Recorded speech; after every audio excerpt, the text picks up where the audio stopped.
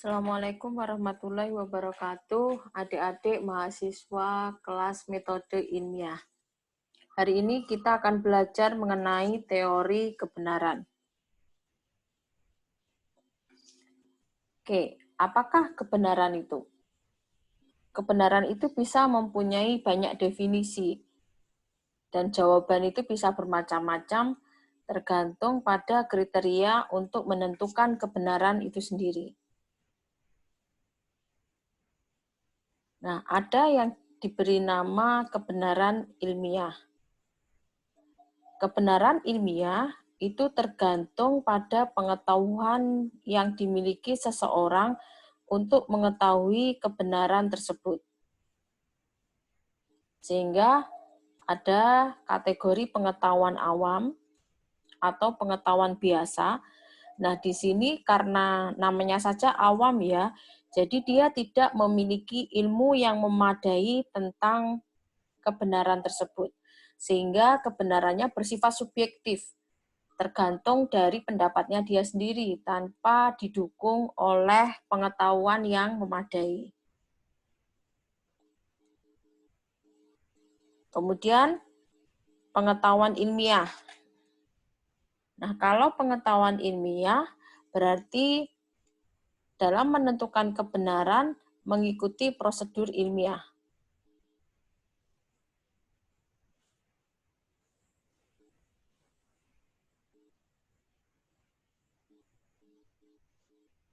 Dan kebenaran ilmiah yang berdasarkan pengetahuan ilmiah ini, itu sebenarnya kebenarannya juga tidak mutlak, tapi bersifat relatif. Kenapa bersifat relatif? Karena dalam pengetahuan, kebenaran itu akan selalu direvisi dan diperkaya oleh penemuan-penemuan yang mutakhir. Sehingga ketika ada teori yang lebih baru, untuk mengoreksi teori sebelumnya, berarti kebenaran yang berlaku adalah kebenaran dari teori yang terupdate, yang paling akhir.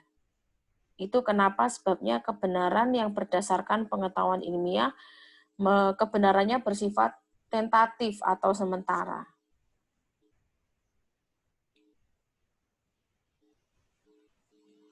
Kemudian ada pengetahuan filsafat. Namanya saja pengetahuan filsafat, sehingga yang digunakan pemikirannya itu adalah pemikiran filsafat. Di mana metode pemikiran filsafat itu bersifat radikal, jadi bebas ya, tanpa batas sehingga disebut radikal. Kemudian analitis, filsafat itu selalu menggunakan analisis-analisis yang mendalam. Biasanya berkaitan dengan maknanya, berkaitan dengan hakikatnya, itu filsafat. Kemudian metode pemikiran filsafat itu juga kritis. Meskipun kritis, sekaligus juga spekulatif. Karena tidak ada yang pasti, sehingga bersifat spekulatif. Nah, lalu bagaimana kebenaran dengan pengetahuan filsafat ini? Itu bersifat absolut intersubjektif.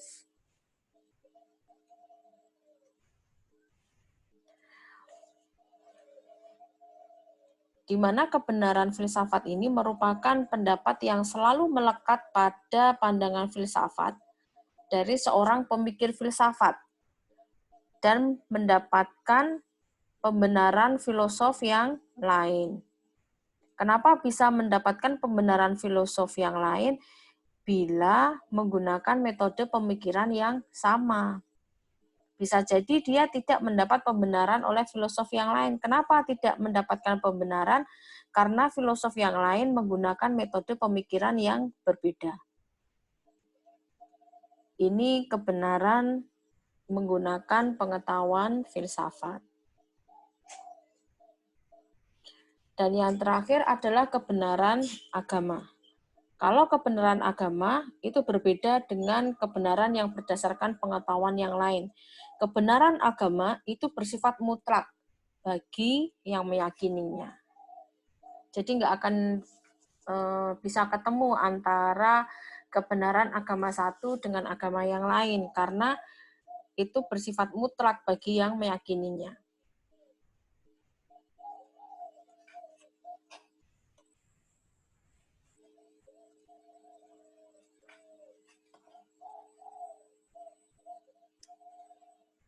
Oke, lalu sifat dan karakteristik dari kebenaran.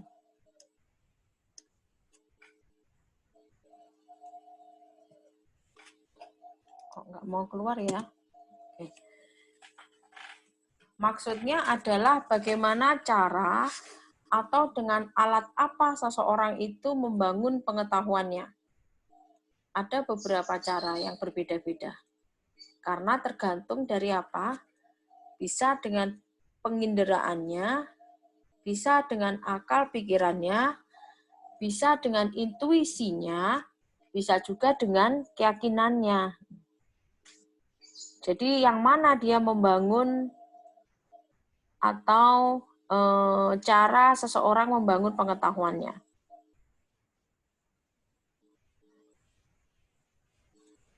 Kemudian nanti akan tergantung dari objeknya, di mana antara objek dengan subjek kebenaran itu sebenarnya saling berinteraksi, ada timbal baliknya, dan nilai kebenarannya itu sangat tergantung dari subjek. Kalau bergantung dari subjek itu disebut sebagai kebenaran yang subjektif. Kalau nilai kebenarannya bergantung pada objek, itu disebut sebagai kebenaran yang objektif.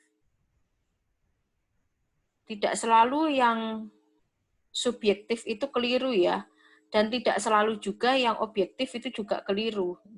Jadi kita harus bisa menempatkan pada tempatnya.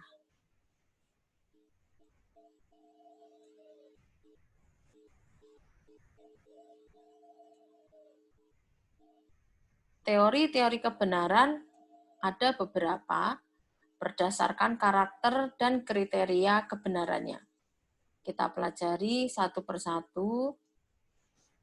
Yang pertama adalah teori koherensi. Apa itu teori koherensi? Jadi sebuah teori kebenaran yang berdasarkan keruntutan pernyataan. Pernyataan-pernyataan akan dikatakan benar apabila ada keruntutan di dalamnya. Jadi saling berkaitan antara pernyataan satu dengan pernyataan yang lain, dan itu runtut. Artinya, pernyataan satu tidak bertentangan secara logika dengan pernyataan yang lain. Contoh, kita perhatikan, semua segitiga, pernyataan satu ya, semua segitiga mempunyai sudut yang berjumlah 180 derajat.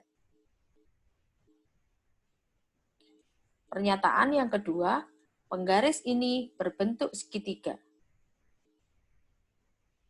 Jadi, jumlah sudut pada penggaris ini ada 180 derajat. Ini yang disebut dengan kebenaran menggunakan teori koherensi. Contoh yang kedua, pernyataan pertama, semua manusia membutuhkan air. Rudi adalah seorang manusia.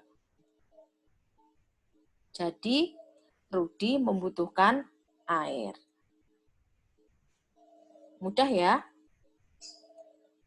Oke, kita lanjut ke teori yang kedua. Teori kebenaran korespondensi. Menurut teori kebenaran korespondensi, kebenaran adalah kesesuaian antara pernyataan dengan kenyataannya. Jadi suatu pernyataan itu dikatakan benar apabila ada bukti empiris yang mendukungnya, ada fakta yang mendukungnya.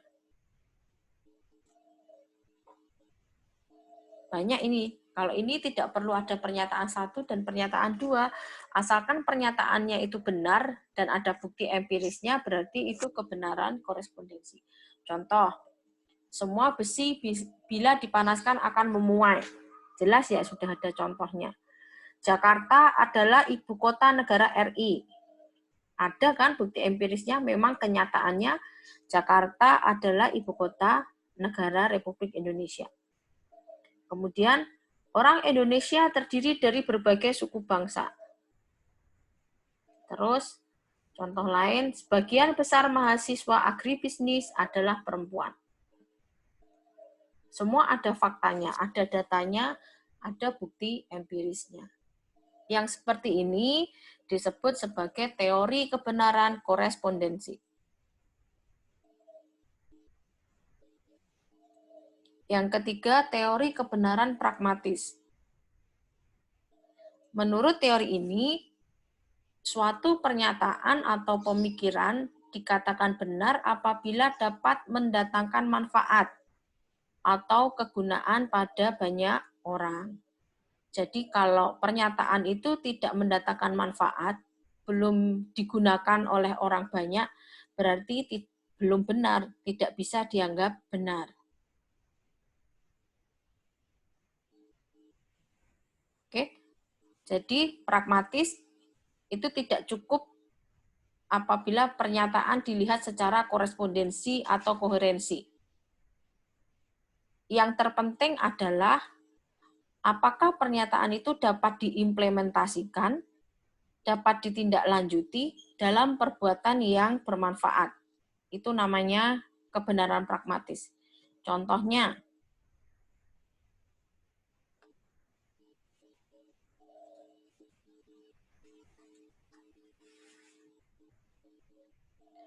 pernyataan semua besi bila dipanaskan akan memuai.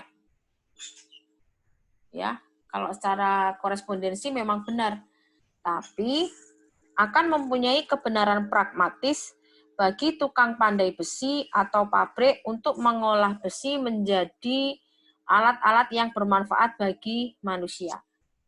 Ini namanya pragmatis.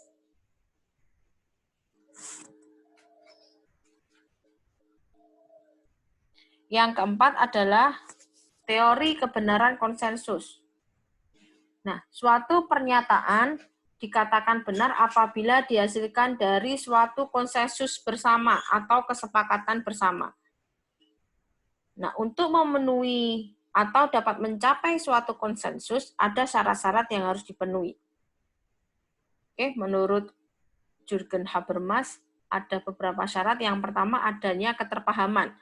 Jadi, hal yang dibicarakan itu dapat dipahami. Kemudian ada diskursus atau wacana, di situ ada dialog antar ide, semua bisa mengemukakan pendapatnya. Kemudian ada ketulusan atau kejujuran, jadi di dalam konsensus tersebut, semua kepentingan atau interest itu dikemukakan, diungkapkan semuanya, sehingga ada keterbukaan. Dan jangan lupa ya, namanya sebuah konsensus untuk bisa mencapai kesempatan harus ada otoritasnya, yaitu orang yang terlibat dalam konsensus memang memiliki kewenangan untuk itu sehingga keputusannya dapat dipertanggungjawabkan. Oke, kalau kita perhatikan setiap tahun sebenarnya kita selalu melakukan konsensus ini ya. Contohnya apa? Contohnya ketika memutuskan 1 Syawal setiap tahunnya. Siapa yang datang ke musyawarah penentuan 1 Syawal itu? Adalah orang-orang yang memang memiliki kewenangan, ya. Jadi para ulama dari berbagai organisasi Islam yang datang ke situ yang tahu hukumnya, tahu hukum fikihnya, ruqyah, hilal gitu ya. Sehingga keputusannya nanti dapat dipertanggungjawabkan. Oke, contoh yang lain. Contohnya konsensus anggota MPR untuk mengubah atau mengamandemen Undang-Undang Dasar 45. Ada juga kesepakatan komunitas ilmiah atau para ilmuwan dalam menetapkan paradigma dan metode ilmiah bidang ilmu masing-masing. Jadi yang hadir di situ juga memiliki bidang ilmu yang sama, sesuai dengan komunitas ilmiah tersebut. Contohnya, dalam ilmu astronomi, ada pembahasan mengenai keunggulan kuantitatif tabel Rudolphine dan Kepler dibandingkan dengan hitungan manual Ptolemeus sebagai faktor utama dalam konversi para astronom kepada Kopernikanisme. ini karena kita bukan astronomis, sehingga kita tidak paham. Tapi karena kalau ini dibahas oleh sesama ahli di bidang astronomi, akan dicapai suatu konsensus, kebenaran konsensus. Oke, itu tadi beberapa teori kebenaran. Selanjutnya, adik-adik bisa melakukan latihan. Latihannya berkelompok. Satu kelompok terdiri dari 2 orang saja ya. Kemudian nanti dicari masing-masing teori kebenaran, itu contohnya satu saja, lalu ditulis pada selembar kertas, di mana di selembar kertas itu ditulis nama mahasiswanya, nama mahasiswa sekaligus sama nomor mahasiswanya. Nah, lalu difoto, terus kemudian diunggah ke Spada. Unggah ke Spadanya masing-masing mahasiswa ya, meskipun berkelompok, tetap tiap mahasiswa mengupload pekerjaannya masing-masing yang secara berkelompok tadi itu. Bukan diwakili, misalnya A sekelompok dengan B, terus kemudian yang mengunggah A saja. Tidak, jadi dua-duanya harus mengunggah. A mengunggah, B juga mengunggah. Oke, demikian kuliah metode ilmiah pada sore hari ini. Terima kasih atas perhatiannya. Wassalamualaikum warahmatullahi wabarakatuh.